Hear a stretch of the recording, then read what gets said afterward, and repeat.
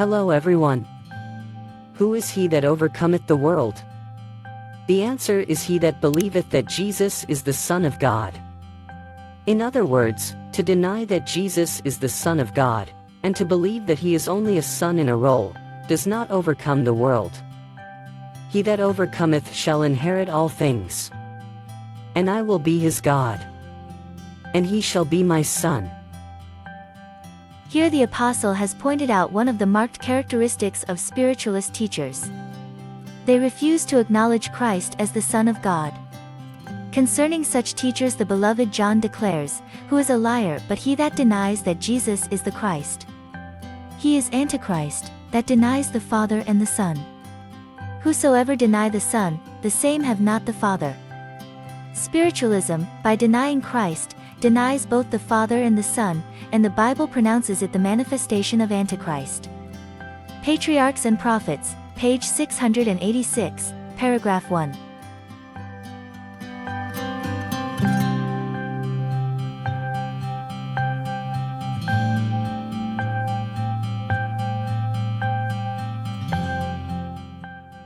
A plan of salvation was encompassed in the covenant made by the three persons of the Godhead, who possessed the attributes of deity equally, in order to eradicate sin and rebellion from the universe, and to restore harmony and peace. One of the divine beings accepted and entered into the role of the Father, another the role of the Son. Adventist Review, October 31, 1996.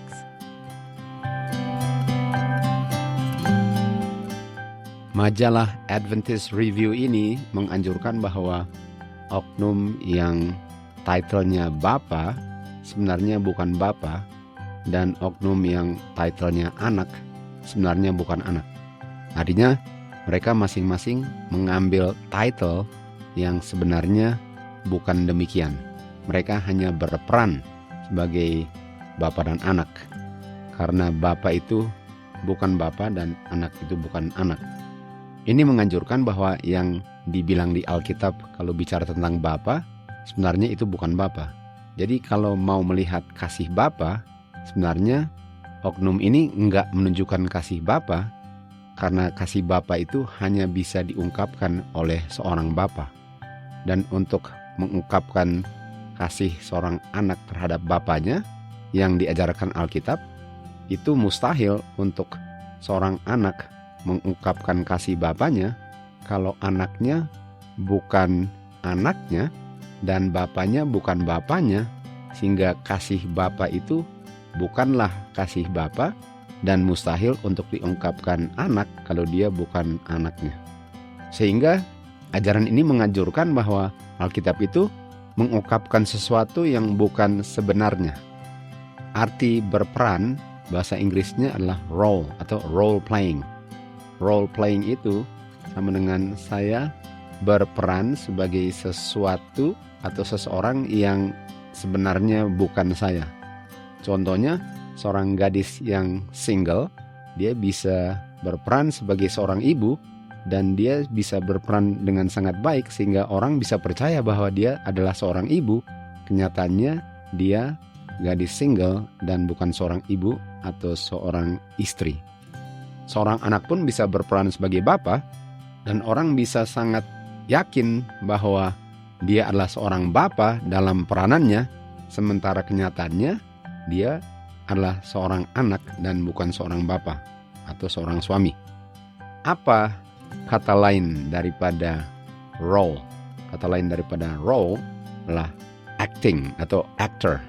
Seorang yang berperan, dibayar untuk berperan sebagai sesuatu atau seorang yang bukan dia. Jadi Adventist Review ini menganjurkan bahwa dua oknum ini di surga yang bukan bapa dan anak, mereka sedang role playing atau sedang acting sebagai bapa dan acting sebagai anak, sementara mereka bukan bapa dan bukan anak. Jadi contoh di Alkitab daripada sesuatu yang sebenarnya tidak, kita lihat adalah Wahyu 13 ayat 11. Di sini kita lihat ada binatang yang keluar dari bumi dan dia memiliki dua tanduk seperti domba, tetapi waktu dia berbicara, dia berbicara seperti dragon. Kita tahu domba melambangkan Kristus atau prinsip-prinsip kebenaran surgawi, sementara dragon di Wahyu 12 ayat 9 adalah simbol daripada setan. Jadi walaupun binatang ini kelihatan dari luarnya seperti domba, tapi kenyataannya dia adalah seekor naga.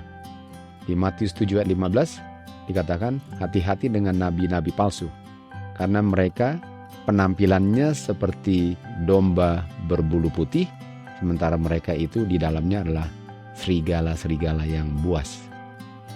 Contoh lain di Alkitab daripada role playing atau actor kita dapati di buku Samuel, 1 Samuel 28 ayat 7 dan 14. Kita tahu Raja Saul pergi ke wanita di Endor dan dia mau ketemu dengan seseorang yang memiliki a familiar spirit atau roh familiar.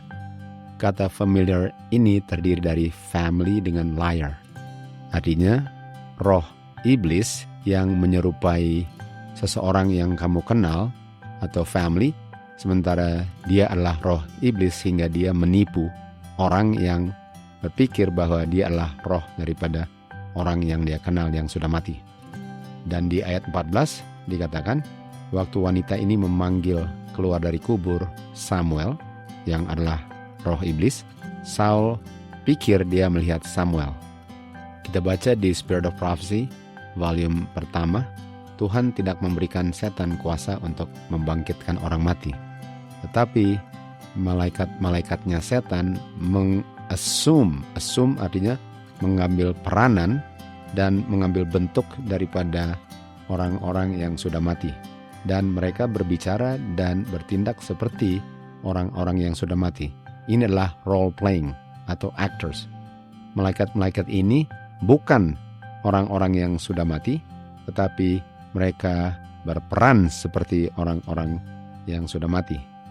Jadi kita tahu bahwa role playing atau actors ini, sebagaimana mereka mengungkapkan sesuatu yang sebenarnya tidak, ini dikatakan sebagai tipuan atau familiar spirit. Sehingga Saul pikir dia melihat Samuel, padahal yang dia lihat bukan Samuel, yang dilihat adalah iblis yang menyerupai Samuel.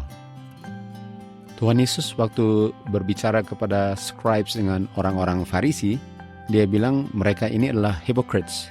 Dan mereka hypocrites karena mereka itu seperti kuburan yang di luarnya marmer putih dan yang memang kelihatannya indah, tetapi di dalam kuburnya adalah tulang-tulang dan tubuh yang sudah busuk. Jadi ini adalah pengungkapan yang tidak sesuai dengan apa yang kenyataannya di dalam kubur. Dan ini sama dengan role, sama dengan familiar spirit, sama dengan actor, karena mereka mengungkapkan sesuatu yang sebenarnya enggak sebenarnya.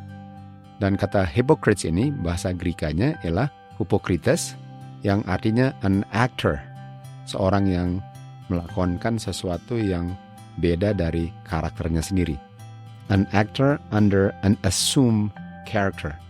Dan kata assume ini kita dapati tadi di Spirit of Prophecy, di mana malaikatnya iblis assume bentuk dan karakter daripada orang-orang yang sudah mati. Dan kata assume ini kita temukan juga di kata role, a character assign atau assume. Jadi orang-orang Farisi ini mereka mengaku sebagai sesuatu yang sebenarnya bukan mereka. Dan kata hypocrite ini kata lainnya a liar, pembohong, penipu, imposter, fraud, phony, pretender, faker. Ini semua adalah penipu mau mengungkapkan sesuatu yang tidak. Jadi ini adalah karakter setan untuk mengungkapkan sesuatu yang sebenarnya tidak. Sementara Tuhan Yesus bilang, biarlah kamu punya iya adalah iya, dan kamu punya tidak adalah tidak, karena kalau kamu punya iya adalah tidak, atau tidak adalah iya, itu semua evil, jahat. Di Matius 5 ayat 37. Dan Yakobus 5 ayat 12 dikatakan, biarlah iya adalah iya dan tidak adalah tidak. Dan kalau iya adalah tidak dan tidak adalah iya, kamu akan fall into condemnation. Kamu akan dituduh sebagai bersalah di hari penghakiman. Jadi untuk bilang bahwa satu oknum bilang Bapa tapi tidak, dan satu oknum berperan sebagai anak tapi tidak, itu adalah sama dengan iya saya Bapa tapi tidak, dan iya saya anak tapi tidak. Dan Tuhan Yesus bilang ini, kalau bilangnya iya tapi tidak, itu evil. Itu akan dituduh sebagai pelanggar, akan dituduh hukum sebagai penipu. Jadi apakah kita mau bilang bahwa God yang bilang dia Bapa itu bukan Bapa, sementara dia tidak mengizinkan kita untuk bilang sesuatu yang tidak, sementara dia sendiri bilang sesuatu yang tidak? Tentu saja kita nggak bisa percaya bahwa itu demikian. Keluar dari hati seseorang akan diungkapkan dalam kata-katanya. Jadi kalau Bapa itu bukan Bapa dan anak bukan anak, sementara yang keluar dari mulutnya adalah Bapa dan anak, sementara dalam hatinya bukan Bapa dan anak, itu namanya hypocrites. Itu adalah penipu. Itulah acting, itulah role playing. Di Matius 12:36 dikatakan, setiap perkataan yang idle semua akan diperhitungkan di hari penghakiman. Contoh daripada perkataan yang idle adalah perkataan yang tidak menghasilkan buah. Kita tahu di Yohanes 15, pohon yang tidak menghasilkan buah akan ditebang dan akan dibakar. Di Yesaya 55 ayat 11, perkataanku yang keluar dari mulutku akan menghasilkan buahnya karena tidak akan kembali sia-sia. Jadi kalau Tuhan Yesus bilang, saya anak Bapa, dia benar-benar anak Bapa. Dan kalau Tuhan Yesus bilang Bapa itu Bapanya, itu karena Bapa benar-benar Bapanya. Itu artinya perkataan yang keluar dari mulut Tuhan Yesus nggak ada yang tidak benar. Semua menghasilkan buah. Sementara kalau Tuhan Yesus itu bukan anak Bapa, dia bilang anak Bapa, dan Bapa itu bukan Bapa dan dia bilang Bapa, artinya perkataan yang keluar dari mulut mereka tidak berbuah sehingga akan ditebang. Matius 12:37 dikatakan, dengan perkataanmu kamu akan dibenarkan, dan dengan perkataanmu pun kamu akan dikondem, dituduh sebagai penipu, pelanggar hukum. Kita tahu setanlah penipu itu di Yohanes 8 ayat 44. Tidak ada kebenaran di dalam dia sehingga yang keluarnya tidak benar semua. Jadi kalau Bapa itu yang keluar dari mulutnya tidak sesuai dengan kebenaran, kita menuduh bahwa Bapa yang bukan Bapa dan anak yang bukan anak adalah penipu. Sementara penipu itu adalah setan. Titus 1:2 dikatakan, God tidak bisa bohong. Ibrani 6 ayat 18 dikatakan, mustahil untuk God untuk bohong karena yang keluar selalu benar. Nggak pernah yang keluar salah. Nggak pernah ada yang keluar lalu bukan demikian. Amsal 30 ayat 5, setiap perkataan Tuhan itu murni. Waktu Bapa berbicara dan semua mendengarnya di tepi sungai Jordan, dia bilang, inilah anakku yang kukasihi. Itu karena anaknya memang benar-benar anaknya dan dia benar-benar mengasihi anaknya. Karena kalau itu bukan anaknya dan dia mengasihi anaknya, artinya dia tidak mengasihi oknum yang mengaku anaknya, karena itu bukan anaknya. Kita tahu itu adalah bohong, itu adalah hypocrite, role playing, dan itu acting. Sementara Bapa tidak bisa bohong. Kalau yang tukang bohong adalah setan. Dia yang bilang kepada Tuhan Yesus, apakah engkau memang anaknya God? Jadi kita bisa lihat bahwa yang keluar dari mulut Bapa dan anak nggak ada yang tidak benar. Dan yang tidak benar itu keluarnya dari mulut setan. Di John 9, Tuhan tanya kepada orang yang sudah sembuh dari buta, apakah kamu percaya akan anaknya God? Dia bilang, siapa dia? Tuhan bilang, akulah dia yang sedang kamu lihat dan yang sedang berbicara dengan kamu. Artinya Tuhan bilang kepada orang yang sudah sembuh dari buta, saya yang kamu lihat dan yang sedang berbicara dengan kamu adalah anaknya God, artinya God itu Bapanya. Dan ini tidak bohong. Dia tidak bohong kepada orang yang disembuhkan dari butanya. Tuhan Yesus tanya kepada murid-muridnya di Matius 16 ayat 15, menurut kamu saya siapa? Petrus menjawab, engkau adalah Kristus, anaknya God. Petrus nggak bilang, engkau adalah Kristus yang berperan sebagai anaknya God. Dan waktu Petrus bilang engkau adalah Kristus anaknya God, Tuhan Yesus bilang kepada dia, diberkatilah engkau, karena yang ungkapkan kebenaran itulah Bapa-Ku di surga. Ini bukan peranan. Keselamatan kita sangat ditentukan oleh apakah kita kenal bahwa yang kita sembah adalah Bapanya Kristus, dan Kristus adalah anaknya. Dan kita adalah anak-anaknya. Bukan sebagai begotten, bukan sebagai yang diciptakan, tetapi diadopsi dari yang sudah menjadi anak-anak daripada iblis dengan kita semua berdosa. 1 Yohanes 4 ayat 15 dikatakan, barang siapa mengaku bahwa Tuhan Yesus adalah anaknya God, Bapa atau rohnya Bapa berdiam dalam dia. Yohanes 14 ayat 6 katakan, Tuhan Yesus bilang, akulah kebenaran. Dan kalau aku adalah kebenaran, nggak bisa yang keluar dari mulut Tuhan Yesus tidak benar. Dan kalau dia bilang dia adalah anaknya Bapa, dia benar-benar anaknya Bapa. Dan Bapa benar-benar adalah Bapanya dia, karena Tuhan Yesus adalah kebenaran. Apa saja yang tidak benar, asal usulnya daripada setan.